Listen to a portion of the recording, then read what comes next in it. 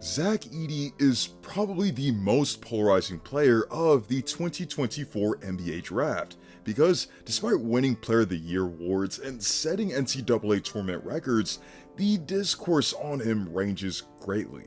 On one side, you have those who acknowledge his utility as a double-double threat and underrated versatility that could make him a contributor at the next level. On the other side, you have detractors who claim he was just a beneficiary of his immense size in college and that the pros will be a huge reality check for him. And for those people, their jaws must have hit the floor when they saw the Memphis Grizzlies select him at 9th overall in the NBA Draft.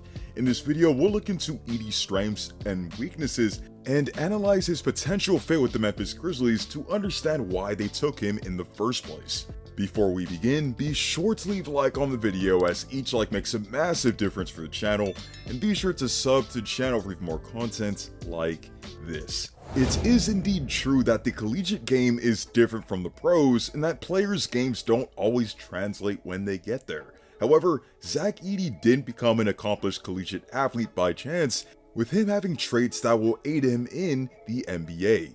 For one, Edey's immense size at 7'4" with a 9'7" standing reach and his smarts have helped him be a great rebounder in college. In his senior season, he averaged 12.2 rebounds per game and a great 4.6 offensive rebounds per game, easily sealing off and boxing out defenders, snatching anything in radius, and creating extra opportunities through putbacks or kicking it out to his teammates.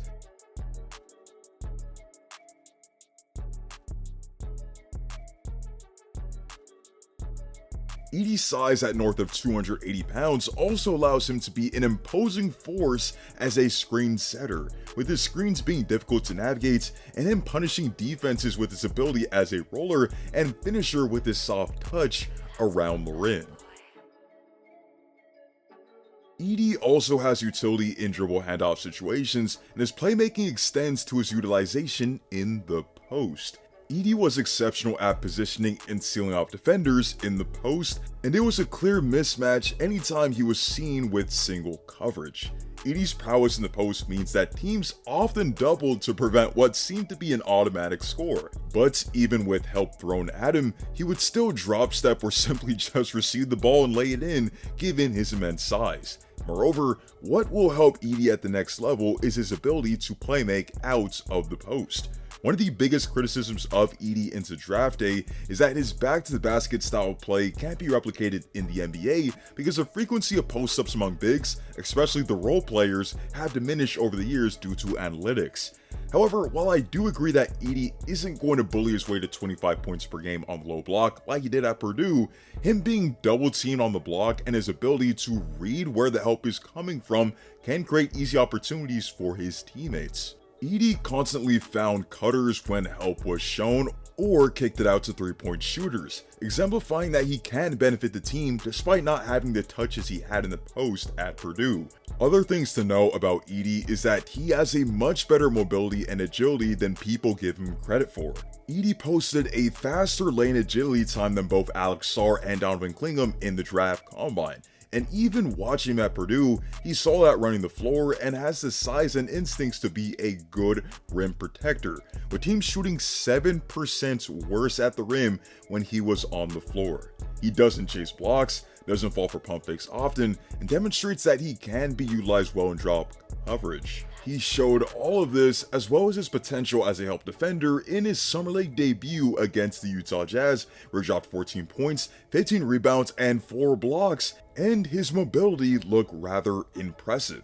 So we've gone over his strengths, so now let's look at Edey's weaknesses. Simply put, Edey's two major flaws are his lack of a jump shot up to this point and lateral mobility, making him a potential hindrance on defense. While he did shoot 71% at the line in his senior season and did opt to show his release and range at the draft combine, the fact of the matter is that Edey has only attempted 2 3-point attempts in his collegiate career,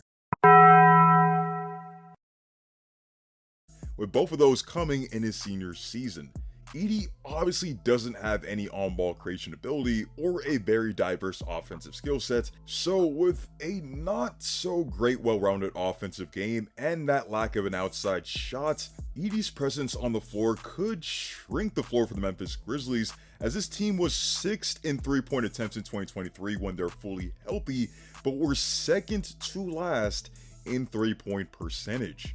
As for the defense, well, Edey is limited laterally and isn't going to be guarding well in space, leaving it up to teams to scheme and probably make him a liability when out there. Because of his physical limitations, he will be utilized in drop coverage often than not, but that's not the worst thing in the world given what he demonstrated in college.